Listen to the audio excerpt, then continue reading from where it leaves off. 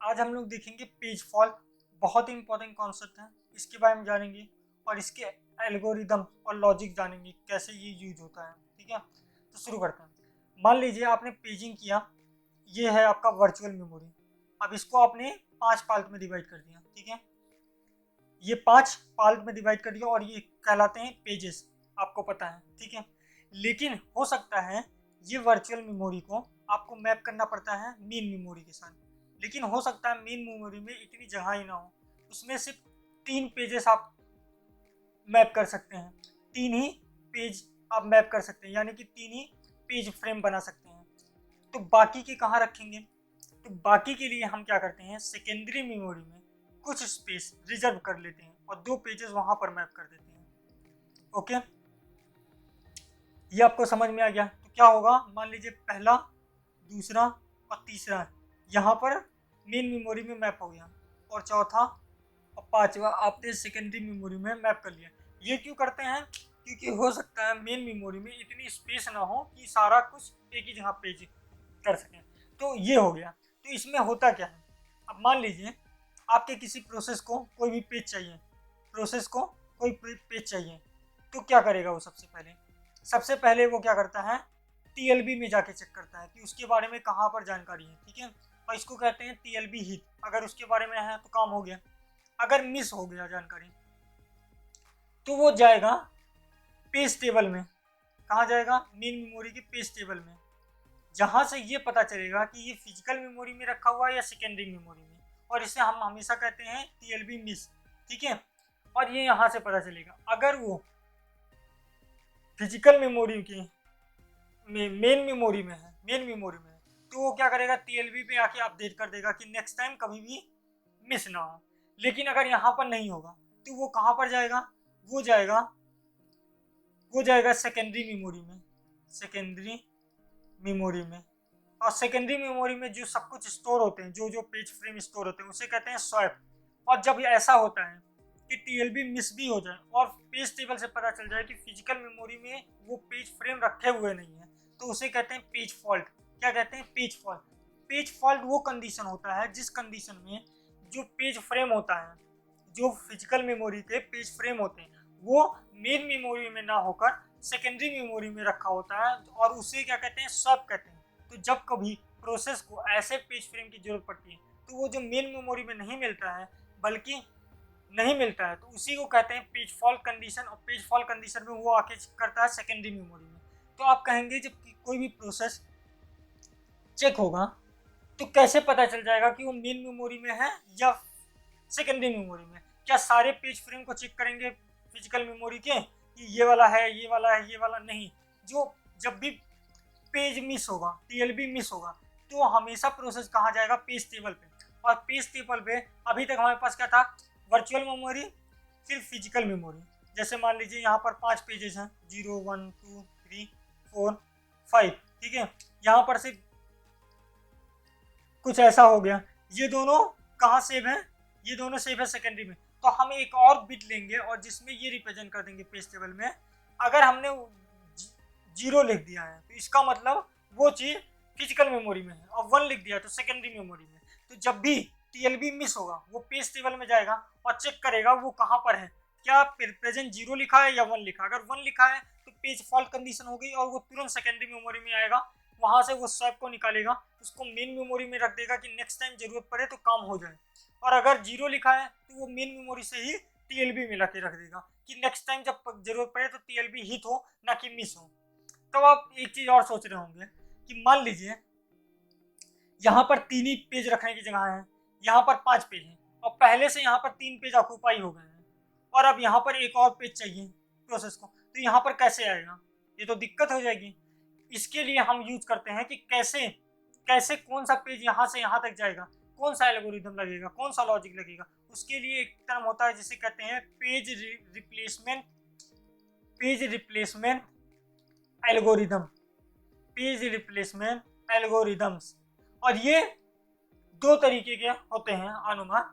पहले कौन से हो गए? FIFO, first come first out.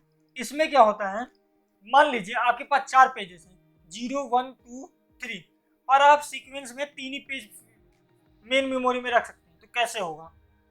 तो जैसे ही मान लीजिए अभी खाली है पूरा, अब प्रोसेस को पहला पेज चाहिए, इसी सीक्वेंस में सारे पेज चाहिए। देखिए मैंने पेज की सीक्वेंस लिख दी। पहले इसको पेज 0 चाहिए, फिर 1 चाहिए, 2 चाहिए, 0 चाहिए, 1 चाहिए, 3 चाहिए, 0, 3, 1, 2, 1। मान लीजिए सबसे पहले इसको 0 चाहिए, तो टीएलबी क्या हो जाएगा? मिस हो जाएगा, क्योंकि मेन मेमोरी में कोई भी पेज नहीं है। ठीक है, तो यहाँ से 0 पेज आ गया। फिर इसको पेज 1 चाहिए, ये क्या होगा? मिस होगा। क्यों? क्योंकि है ही नहीं। तो ये क्या हो जाएगा? 1 0 हो जाएगा। फिर उसको 2 चाहिए, फिर 2 क्या होगा? वो भी मिस हो जाएगा। फिर ये क्या हो जाएगा? 2 1 0। अब क्या हो गया? 0 चाहिए। अब ये हो जाएगा हिट कंडीशन, क्योंकि पहले से वो पेज मौजूद है, तो हिट कंडीशन हो गया, हिट कंडीशन हो गया। और ये क्या हो जाएगा? ये हो जाएगा 2 1 0। फिर उसको चाहिए 1 पेज, 1 पेज है, तो ये फिर से हिट कंडीशन हो गया, और फिर से हो जाएगा 2 1 0। फिर इसको पेज 3 चाहिए। अब पेज निकालना पड़ेगा, तो कौन सा पेज निकलेगा? वो पेज निकलेगा जो सबसे पहले आया था। सबसे पहले पेज कौन सा आया था? 0। तो 0 पेज को सबसे पहले निकाल दिया जाएगा फीफो कंडीशन के हिसाब से, और थर्ड पेज डाल दिया जाएगा। तो यहाँ पर हो जाएगा 3 2 1, और ये था मिस कंडीशन। फिर 0। अब 0 जैसे आया तो 0 है ही नहीं, तो कौन सा पेज निकलेगा? इसके बाद 1 आया था, तो यहाँ 0 3 2 हो गया, और ये भी कंडीशन मिस हो गया। फिर यहाँ पर 3 है, जो हो गया हिट कंडीशन, हिट कंडीशन, और यहाँ हो गया 0 3 2। ठीक है, उसके बाद है 1, तो 1 है ही नहीं। फिर यहाँ पर हो गया मिस कंडीशन, और कौन सा पेज निकलेगा? 2 निकलेगा। तो ये क्या हो जाएगा? 1 0 3। फिर आएगा 2, फिर 2 क्या हो गया? फिर 2 नहीं है, फिर ये मिस कंडीशन हो गया। अब यहाँ कौन सा जाएगा? 3, तो फिर ये क्या हो जाएगा? 2 1 0। अब फिर 1 आएगा, 1 क्या हुआ? हिट कंडीशन हुआ, क्योंकि 1 पहले से था। 2 1 0। तो आई होप आपको समझ में आ गया होगा कैसे पेज को रिप्लेस किया जाता है फीफो रिप्लेसमेंट थ्योरी के हिसाब से। यहाँ पर एक चीज निकलता है जिसे कहते हैं हिट रेट। कितनी बार ऐसा हुआ कि वो पेज पहले से प्रेजेंट था जो हमें चाहिए था? तो कितनी बार था? 1 2 3 4। टोटल कितने पेज थे? कल 11 टाइम में सिर्फ 4 टाइम ऐसा हुआ, तो 4/11 टाइम ये हुआ है कि पेज था। तो ये इसका परसेंटेज कितना हो गया? 400 डिवाइड बाई 11%।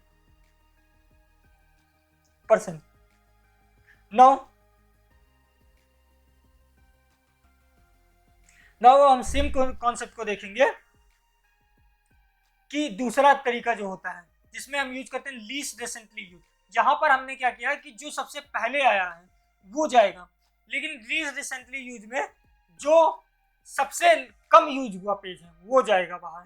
तो ये वाला कैसे होता है, इस वाले एल्गोरिथम को देख लेते हैं। सेम क्वेश्चन रहेगा, क्वेश्चन में चेंजेस नहीं किया मैंने, कि आपके पास 4 पेजेस हैं, ठीक है, 0 1 2 3, 3 ही पेज मेन मेमोरी में आएंगे। तो कैसे होगा? तो 0 मिस कंडीशन, पहले तो यही होगा 0, फिर 1 मिस कंडीशन, फिर क्या हो जाएगा यहाँ पर 1 0, फिर क्या आएगा 2 मिस कंडीशन, फिर ये हो जाएगा 2 1 0, फिर क्या आएगा 0